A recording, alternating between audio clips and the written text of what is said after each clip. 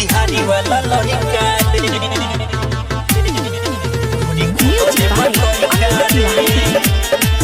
मोतिहारी वाला लड़का रे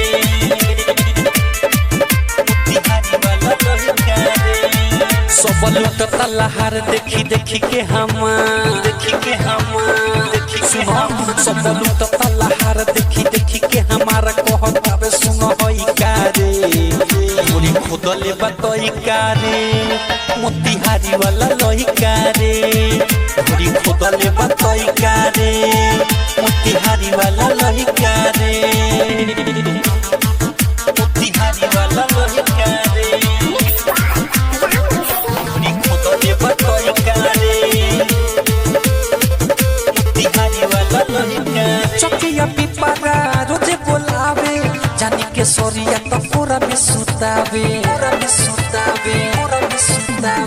जितोरा मधुबन रोजे बोलावे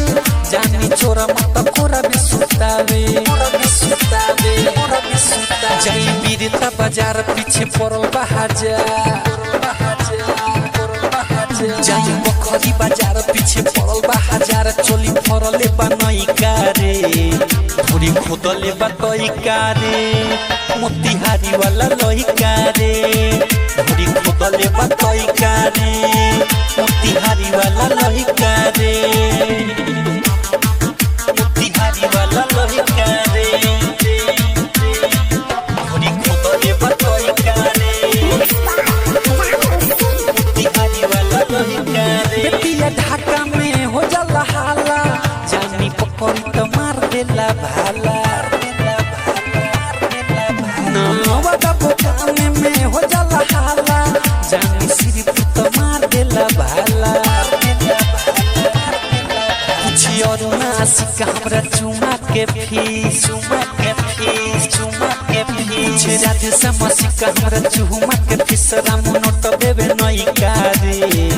थोड़ी खुदले बतई का रे मोतिहारी वाला लड़का रे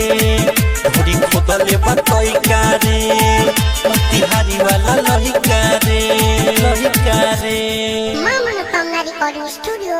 बकरी बाजार मोबाइल नंबर 88251566